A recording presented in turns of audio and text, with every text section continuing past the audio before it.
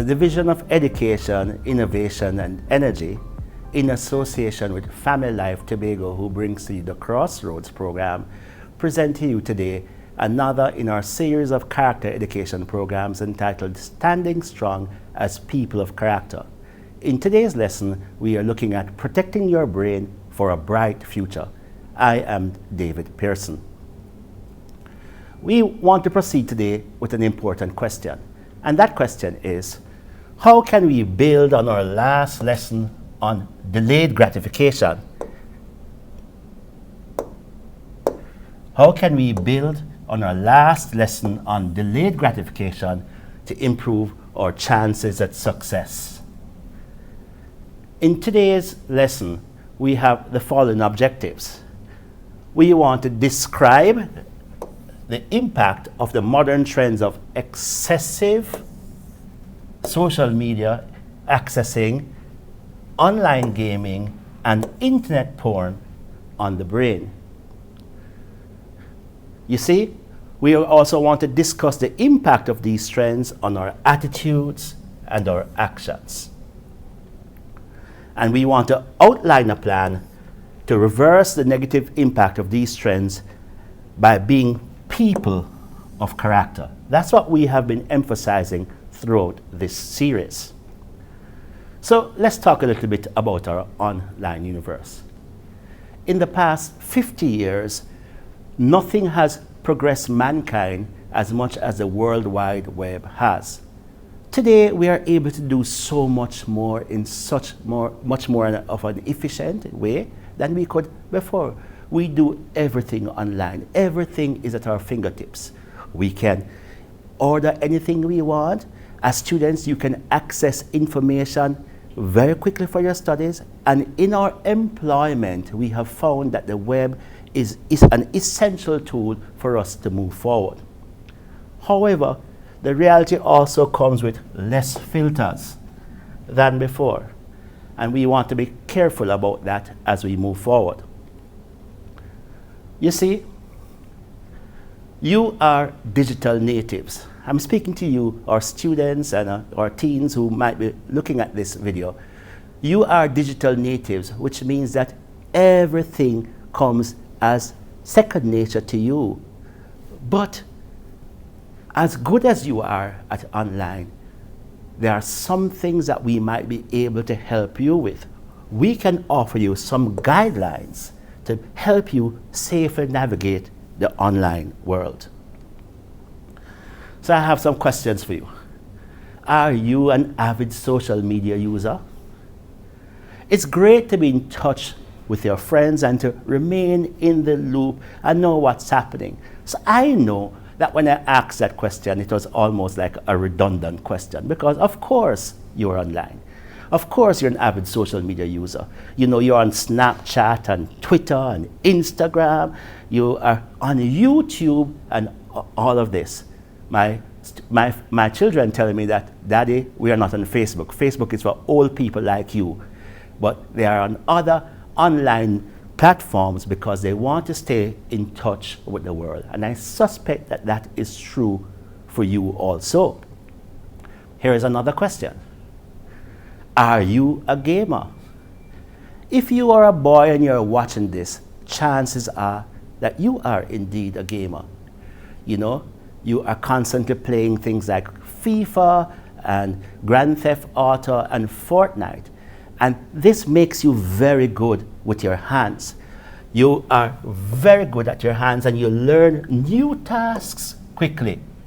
This makes you an ideal candidate for a job in the digital world. But I have a more difficult question.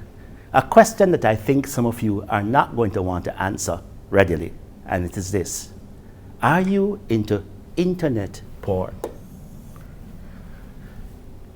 Internet porn is a sexually explicit content made available in various online platforms. It is provided for us for profit, for pleasure, and in recent times we have come to see that it is also used for revenge and for blackmail. Internet porn brings with it significant disadvantages over any benefit. I know some persons are talking about some benefits of internet porn, but we are going to suggest to you that there's no benefit that can outweigh any of the disadvantages that come with it. Let's talk a little bit about pornography over the past 30 years. You see, back 30 years ago, porn was present but not easy to access, especially by young people. A youngster could not walk into a store and to buy a porn magazine or go into a movie house to watch an X-rated film because society had these many safeguards to protect our teens. However, we see something quite different now. It's not that society doesn't have those old safeguards, but the protocols have changed a little bit. Porn production and viewing have increased. Some say that the industry is now worth $100 billion worldwide. Smart devices make porn readily available. It's very easy for any person with a smartphone or a smart device to access internet porn, and many of my students are telling me that they indeed are viewing porn.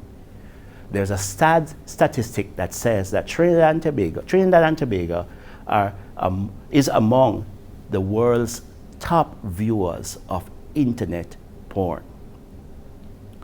So, I hear some of you, you're asking the question, what's wrong with this? You know, you're saying, Mr. Pearson, you are suggesting that we should be offline altogether. And I want to remind you that there is nothing wrong with the proper use of the web. Nothing. We just said it, that we know that some of you are using the web for your school research, your parents are using the web for their jobs, and all of that. That's not the problem that we face. What we are talking about, however, is that teens are often unaware of the negative impact, yes, the negative impact of excessive and illicit online activities. And we want to help you with that today. So we want to reiterate what we're doing today. We want to ask the question, how do excessive and illicit online activities affect our brain and performance of daily tasks? We want to see how it impacts on our brain and then our performance of daily tasks. So, you might be familiar with an image like this that speaks of our brain. It talks about the left brain and the right brain. And we are told that the left brain is responsible for things like analysis and logic, facts, our maths part and things like that. It's what we call the cognitive side of our brain that helps us to be like scientists and so on. The right side of the brain is the part that is responsible for creativity, our arts, our feelings, our imagination, and the like. We as Caribbean people, we are gifted in both right side and left side activities of the brain. But I would think that we would be true in saying that on a daily basis we see more right-sided people than left-sided. That's not a problem. I want to show you another image of the brain, however, that we want to focus on today. In this image, we have the brain divided into 5 areas, all important for how we do our daily tasks. We have the cerebellum, which is responsible for our balance and our coordination. We have the temporal lobes, which are responsible for our hearing, learning, and our feelings. We have the occipital lobes, which impacts our seeing, helps us in our seeing. We know that persons get a blow on the back of their heads, and this section of the brain helps with your seeing. If you get that blow, sometimes it affects the way you see. We have what we call the parietal lobes, which are responsible for language and touch. But for our purposes today, we want to focus on this part of the brain, and we call it the frontal lobes. The frontal lobes coordinate motor skills. They help us with problem solving, judgment, planning, our abilities to pay attention, and to manage emotions and impulse control. Do you know what we mean by impulse control? We're talking about your abilities to respond to things that might be pleasurable to you or things that might be threatening to you. Your automatic response, if you are in control of those, then you are what we say is that you have impulse control. Now, here's the thing. The brain has a feel-good hormone that we call dopamine. Dopamine is the brain's feel-good hormone, as I just mentioned, that rewards us when we do pleasurable things. Anything pleasurable, anything that you do that you like. When you do them, the brain dumps, there's dopamine that goes onto the brain to make you feel good. Playing football, swimming, riding a bicycle, reading a book, or even sleeping. All these activities can produce dopamine on the brain if they are pleasurable to you. The brain rewards you with this feel-good thing. But dopamine also helps us in the proper functioning of our brain. And here we want to speak specifically today of the frontal lobes. Dopamine is important for the whole brain, but we are concentrating on the frontal lobes today. So here goes. It assists us with our motor skills. It assists us with problem solving, with our judgment, with our memory, with our planning, attention, the management of our emotions, and yes, impulse control. We just saw that as being the functions of the frontal lobes, and dopamine will impact on those functions. How do we know that it impacts on those functions? Well, we know that, for instance, from the effects of decreased dopamine. Sometimes we have a dopamine reduction in our brain, and then suddenly we come to understand that we have an impaired brain functioning, readily seen on the impact of the frontal lobes. All of those things that we just spoke of a while ago, they start to behave, or we start to handle them improperly. For instance, we start to have failing memory. We start to have declining motor skills. We become inadequate problem solvers, and we have poor judgment. We suffer from poor attention spans. Decreased dopamine in the brain will mean that sometimes students go to school and they can't concentrate. We also see that they find it more difficult to plan and to manage well, especially stressful situations. And they have poor impulse control. What that means is that decreased dopamine affects your ability to deal with those things that you find pleasurable or that you find a threat. These are the things that can cause a decreased dopamine on your brain. Prolonged depression, obesity, drug abuse, poor diet, and constant fatigue. Let me just mention the last part here on constant fatigue. Many of our students stay up all night playing games or talking to their friends, and they don't get enough sleep. You are decreasing the amount of dopamine on your brain, which could impact upon these things as we are speaking. So we see the effects of decreased dopamine on the brain. But look at this. You might just be saying, we just need to find ways of adding more dopamine. Let's look at that. Too much dopamine on the brain can also be dangerous. So, addictive substances, for instance, we know this by studying people who become drug addicts. When they take drugs, at least initially, the dopamine is flooded on the brain because they experience this intense pleasure. So dopamine increases on the brain. With increased dopamine, what we have come to know about the brain is that the brain becomes desensitized to pleasure.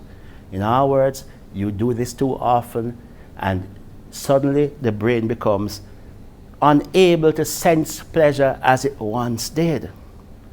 So it then requires more dopamine to relieve the initial pleasure sensation. You want to recapture that sense of high. What it means is that you need more dopamine on the brain. And so, guess what? You start to do more addictive things, the same things you're doing them more often, and the brain begins to reward you. It rewards you and it reinforces this addictive behavior. But here's the problem. If you don't get those addictive substances, you are going to start to find that you suffer from withdrawal symptoms. If those substances are withdrawn, or if they are decreased, they are not given to you in increasing amounts, you start to suffer from withdrawal symptoms. You know what I mean by withdrawal symptoms, right?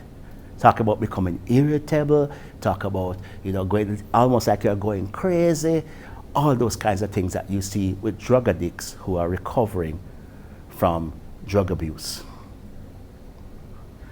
Here is the problem, however. We see the same pattern in many compulsive behaviors like constant gaming and gambling, viewing pornography, and incessant internet use. These things that we never thought of that could be addictive, sometimes they become as addictive as drugs.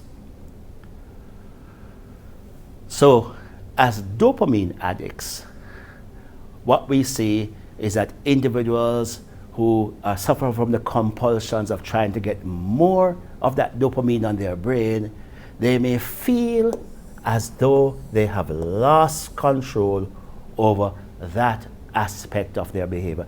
They just can't stop doing what they were doing before to produce this feeling of euphoria. And guess what? The more they do it, is the less pleasure they get from it, because they need to do more. And they know it's bad for them, but they can't withdraw easily. They have become dopamine addicts. If you have a smartphone, you can snap this website and go and look on this thing that we have been speaking about. There are thousands of websites that will describe this phenomena to you. So let's move forward. The result of excessive online activity, we have shown you that excessive online activity, whether it is gaming or whether it is internet porn or whether it is, just accessing social media, it can have a bad impact on us. So for instance, we see mood swings for persons who are suffering from depleted dopamine on their brains, as we said, because they're not getting enough of it now. Mood swings. We are seeing impaired judgments. We are seeing antisocial behaviors. People are becoming cranky. Some of your friends who you once knew, they were good to be around, they're suddenly no fun to be around anymore because they constantly become that much more difficult to deal with. They are disinterested in relationships. You see them withdraw from you. They go and do their own thing. They have a lack of drive to complete tasks, and we know many of them can't complete their assignments. Declining interest in the future. They live for the now. They just want the next high of being online. And of course, for our purposes in this series, what we come to see is also poor performance in school and on exams. I need to speak specifically about internet porn, because everything else that we have just spoken about is true about internet porn too. But internet porn has some added disadvantages. For instance, we have come to see that people who are addicted to internet porn are not as faithful in their relationships as they ought to be. There's infidelity in relationships. which obviously will lead to broken families. We don't want to X these off. Not saying that they are not there, but they are bad news. Okay? Increased abuse in children. If you are not as committed to your family anymore and you are being led by what you are seeing on those images online, then it's no surprise when we see an increased abuse in children. We also see growing interest in kinky sex. I wish I could tell you a bit more about that here, but this is not the place for it. I know that you know what I'm talking about. And we also see rising rates of STIs and HIV. I think with all the knowledge we have of STIs and HIV, I don't think it has ever been higher in our nation's history than it is right now. Why? Because people are engaging in risky behavior. And we also have come to see revenge porn. This is something I intimated that a little bit earlier. But in revenge porn, what we see happening is that people in relationships that have gone sour, in those relationships, they captured images of each other in compromising positions. And now that that relationship or those relationships have gone bad, they go to the online world to use this kind of porn as revenge against those whom they think have hurt them. And then, unfortunately, we have come to see a growth in human trafficking. What do we mean by this? What we know is that many of our young people are promised jobs, nice jobs elsewhere, and they go off to get these jobs, sometimes overseas, and what they end up in is something that they didn't plan for. They're caught in the midst of this sex industry, and many of them, for their own freedom, for just being for surviving, they end up in all these activities that they never thought that this would have happened. Growth in human trafficking. All of this paints a picture of a crumbling world.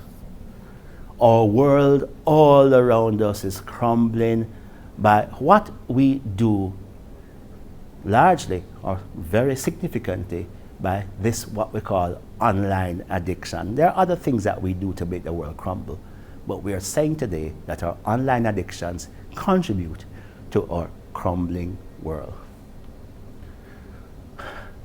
How does this link to our last lesson? I wonder if you remember what we said in our last lesson.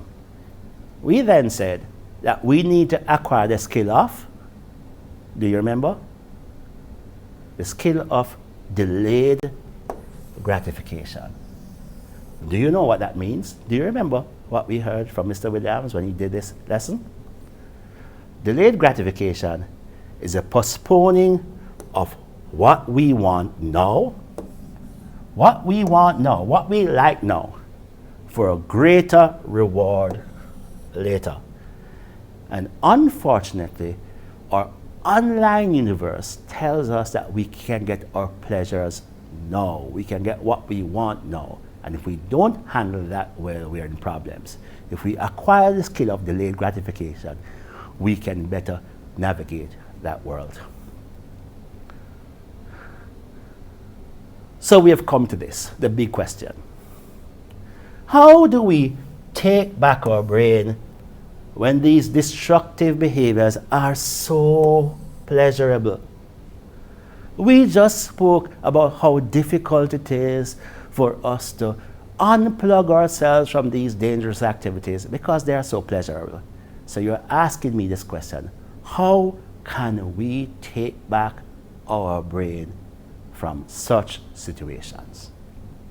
We want to try to answer some of those questions as we move forward towards the end of our presentation.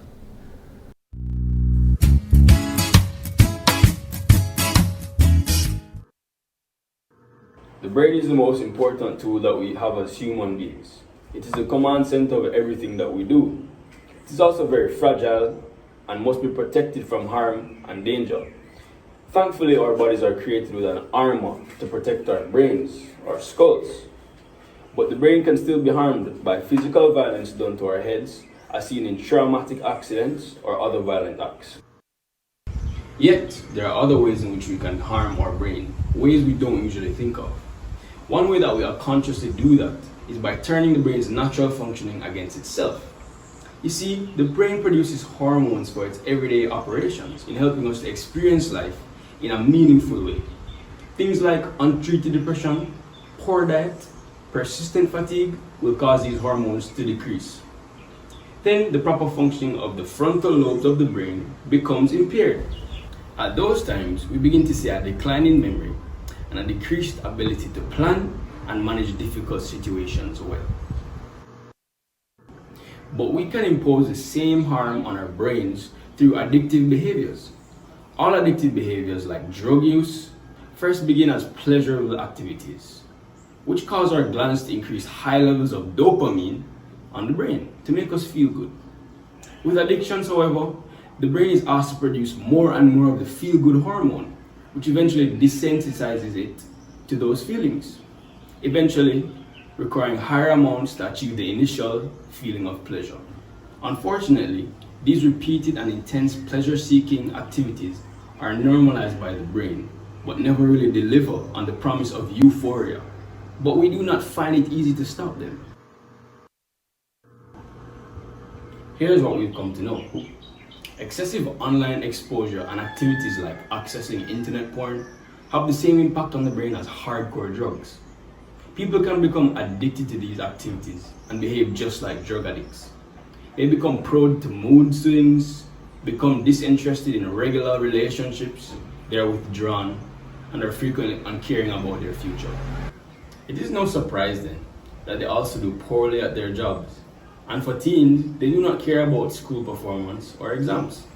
Sadly, most internet addicts today are teens or even young adults. Internet addiction, whether caused by social media, gaming, or internet porn, is like a new drug and it destroys our lives. We must find ways to combat its effects, and thankfully, we can. It takes willingness to purge yourself of this desire to constantly plug in, and to learn the discipline to use the fabulous tool of the internet in more appropriate ways. Are you ready to enact such a plan? You will need to start now. So we are in a battle for freedom, and we can win that battle, as we have just heard. We can do it. We can reverse the trend that we see happening on our brains because of internet addiction. We need to reduce our time online, which will improve our concentration, our focus, and our mood. It will help us to do better at our daily tasks. But we must be determined to do it. It's a battle that we're in. And unless you have a determination to do it, we are not going to succeed. So we want to draw up this battle plan for success. And I want to share this battle plan with you now. As you heard on the video, and we are reiterating it here, you must start now. You have been watching this program and you know that this speaks to you. You can't pull yourself from online activity, whether it's just playing games or talking with your friends, or even if you have been accessing internet porn. You need to start now. Don't wait until next week. Don't wait until next year. Don't wait until after exams. We must do it now. We need to identify specific times of the day for using your smartphones and your devices, smart devices. Why are we saying this? Again, we want to remind you that there is nothing necessarily wrong with using your devices. What we are trying to do is to control our time that we spend on these devices. So we are suggesting to you that you identify specific times of the day. You might say that I'll do my schoolwork from 8 until 12 or something like that. I might check in with my friends from 3 to 4, whatever it is. Plan specific times of the day that you can use your phones and stay off it at the other times. Plan some exercise or some fun activity that does not need your device. The truth is that too many of us have become homebound with our smartphones and devices. We need to get outside and we need to do some fun things. I don't know what it is that you like. You like swimming? You like riding your bicycle? You like playing football? Whatever it is, plan something, some fun activity on the outside, and you do it. Then we don't want to say to you that you must get involved in a hobby that will take you away from your smart devices. I can tell you, at my home, my sons and I have been learning how to cook. Of course, we have to access a smartphone to go on YouTube and so on. But after that, we're into cooking and we're learning to cook new things. What other things could you do? Can you develop the skill of woodwork and carpentry? Or whatever it is, art and design? We suggest that you get involved in a hobby that will take you away from your smart devices. And finally, we want to say that we encourage you to enlist help from your family or friends. We can't do it alone, friends. We know that whoever it is in the world, whatever type of addiction that you may face, you can't do it alone. You need the support of friends and family who will keep you accountable and help you to achieve your goals towards success. I have good news for you. As people of character, we can do it, as difficult as it is. So, we want to recap what we have been doing in our lessons so far.